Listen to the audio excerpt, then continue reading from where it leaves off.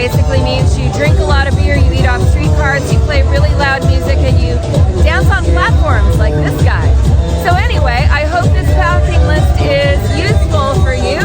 I put everything in it except for my shoes because that is just a super personal thing, and I think you should choose your own. But if you're interested in the shoes I wear, I put that down in the comments below. I don't think I'm going to be sleeping tonight, but watch out for the rest of my videos where I'm going to be posting the practical things about walking the Portuguese coastal. I'm going to actually be starting in Porto. I'm just here for a couple of days and soaking up the very light